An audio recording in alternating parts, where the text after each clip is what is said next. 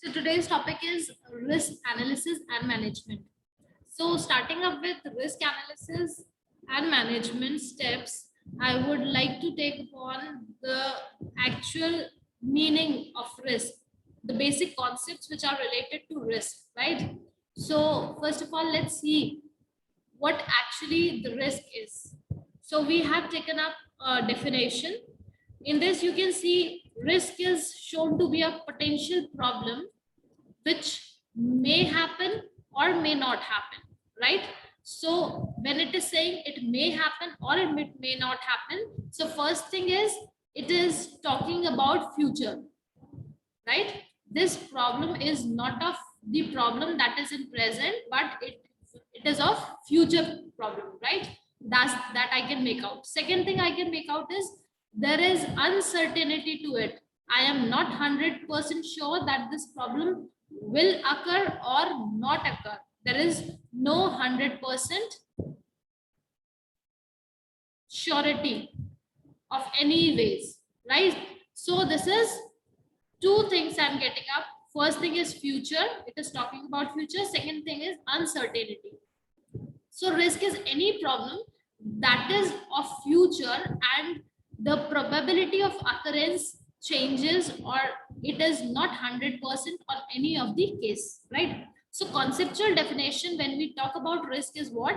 Risk is a concern of future happening, right? This is what I have related to. Same thing. Second thing, risk involves change in mind, opinion, actions, places, etc. So this particular risk will involve change. That is a major point in it.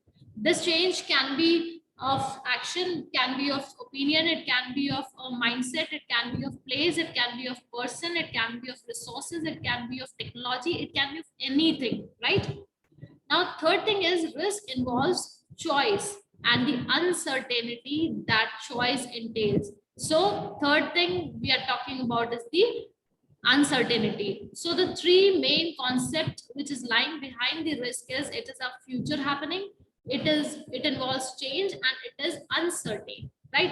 So moving further, we have characterized the risk into two characteristics. The two characteristics of risk are, first is uncertainty. We all very well know what uncertainty means. As I'm saying, let's say if we are working on a particular project, and in a team we have three software developers, and out of those three developers, two developers have immediately, due to any reason, have switched their companies. They are leaving this particular company and project. So I can foresee a risk of what? I can foresee that this project may not complete on time due to the reason that we do not have enough resources right now. There is a possibility that we can hire the resources and we get the right resources on time, or it may take a longer period. So if at all it takes a longer period, then we will be shortage of the schedule. So that is what uncertainty is. We are not 100% sure about the risk. Next thing is loss. Whenever there is a risk, it is attaching the consequences of risk to it. What are the consequences of risk is, it will occur some losses to the project, to the team, to the client, to the user, to everyone, right?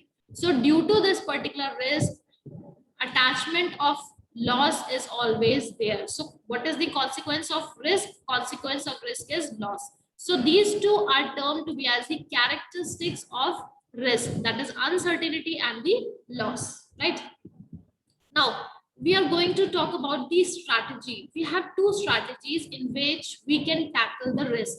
Tackle means we are talking about, we are using a plan or a strategy to handle the risk, right? The two risk strategies are, first one is called as a reactive. Now what is this reactive? Reactive basically means that we are going to react on time. That means if something will happen, only then I'm going to take certain action. If whenever, until and unless a problem is occurring, I am not going to take any action, right? Once there is a problem, I'll take an action. So this is what reactive. Second one is proactive. Proactive means I'm taking certain precautions to avoid a particular risk which can happen in future, right? So this is what called as the proactive approach. That means I have certain plans to avoid this risk, or if not avoiding this risk, so at least I can lower the loss which can occur due to this particular risk. So that is called as the proactive approach. So these are the two strategies, reactive and proactive. Let's talk about this in detail. When I talk about the reactive risk strategy, reactive means don't worry, I'll think of something. This means what? This means we do not have to worry right now. If a problem will occur, then we are going to see what action we need to take. So there is no pre-plan. There is no pre-plan. They are not prepared for any type of problem which can occur in future, right? So there is no pre-plan. They are not prepared. They are not prepared even. So this is what? This is the logic behind reactive. That means if something will occur, only then I am going to take the action. The majority of software teams, managers rely on this approach. See, basically what happens, risk strategy involves a lot of planning and lot of time, right? So for that particular reason, the risk generally in small scale projects, nobody is going to talk about the risk. They do not plan out anything.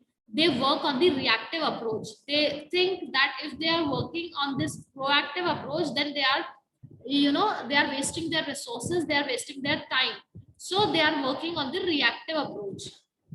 Generally nothing is done about the risk until something goes wrong. So they are just waiting for something to happen and then they will act. The team then flies into action in an attempt to correct the problem rapidly. So it is a firefighting stage. Firefighting means once the fire is on, only then the firefighting people will come and take the action. Crisis management is the choice of management technique. Now, this crisis management is not working in this particular reactive risk strategy. They are not very available on the pre-planning phase, right? So this is what reactive risk strategy means. Second strategy defines the proactive, right? So proactive risk strategy means we have a pre-planning. We have a pre-plan. We are prepared for the risk. We are prepared for the risk, right? So here we are not waiting for the risk or the problem to occur, but we are trying to avoid. We are trying to avoid the risk. We are trying to avoid the risk. And if at all this risk is not avoidable, then we are trying to take certain steps so that the risk, if occurs, then it causes the less of problem or difficulty, right? So we are working on the impact of the risk. That means the impact should be lowered down. So we take certain steps of risk management, which are called as steps for risk management, are followed. So we will talk about these particular steps of risk management in the later slides. Next one, the primary objective of proactive approach is to avoid the risk. This is what I was telling you. The primary objective is to avoid the risk and to have a contingency plan in place to handle unavoidable risks in a controlled and effective manner. That means, let's say if the risk is not avoidable, it is unavoidable, then I need to work so that I can have a controlled and effective plan of reducing the impact of the risk, right? So that is what the proactive strategy is about.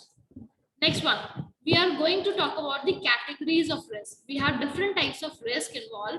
They are project risk, technical risk, business risk, known risk, predictable risk and unknown risk. The name can very well tell you that what actually the risk is about, but let's see it in detail. We are going to just take certain examples for this particular thing. So project risk is what? It is going to threaten the project plan. The problems can occur with the budget, with the schedule, with the personnel resources, and with the customer requirements. So there can be changes in the budget, in the schedule, in the personal resources, or in the customer requirements, which can threaten our project plan, right? So as I have taken the earlier example in which we were shortage of resources all of a sudden in the mid of the project. So at that time, it will impact the schedule of the project. It can also impact the budget of the project. How? Because we are going to hire new technical people or new technical resources which may be on immediate purpose. So there can be a possibility that they are hired at a higher rate. So that is what? That is hampering or causing the change in the budget and the schedule. So that is what the project risk is. It is going to hamper or threaten the project plan. Next one is technical risk. Now, what is this technical risk? Technical risk is going to threaten the quality because technicality is related to the quality and the timeline of the software. We are going to see that implementation may become difficult or impossible due to this particular risk. This risk can be any type which can threaten the implementation. Problems with design, implementation, interfacing, verification, and maintenance can be there. It includes the ambiguity, technical uncertainty, technical obsolescence, leading edge technology. What does this mean? It means that there can be a possibility that due to the environment changes, the project which was undergoing is using the technology which has become obsolete in today's world. So there is a threat to this particular project, and this threat is due to the technical point. So this is what? This is the technology getting obsolete in the market. So this is again going to threaten the project. The problem is harder to solve than we thought it would be. Example, that earlier this problem statement we have measured and the plan we have prepared was on the basis that we have not thought of the problem as a right way.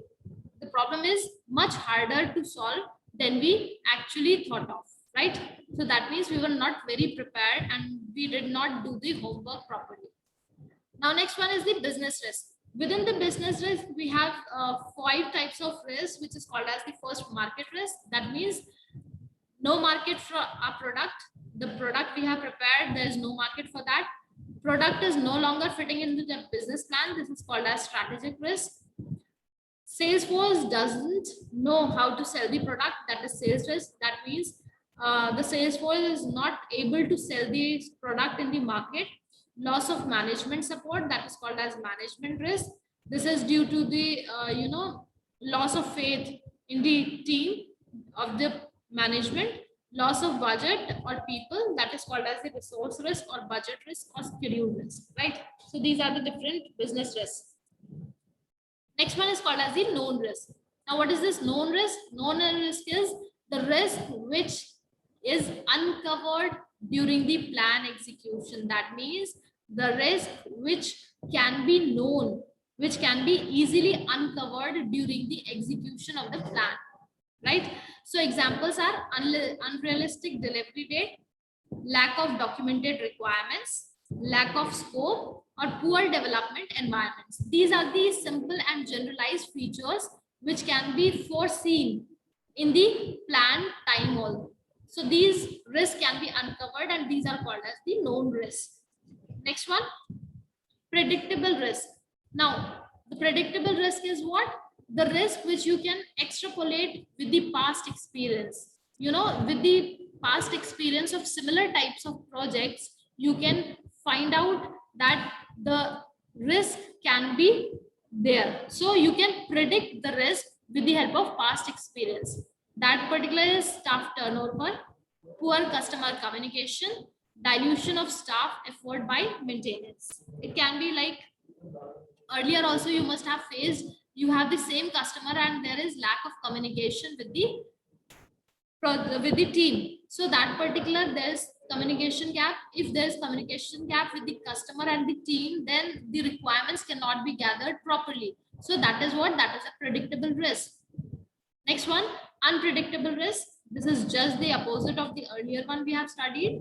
That is the risk which cannot be anticipated, right? Which cannot be extrapolated. So everything else that can be and that can't be anticipated is unpredictable. Experience in a particular development domain suggests certain risk factors that should be applied globally.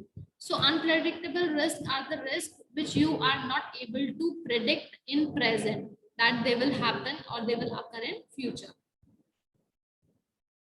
All right, I think up till this part, everything is clear to all. If anyone has any doubt, then you can ask.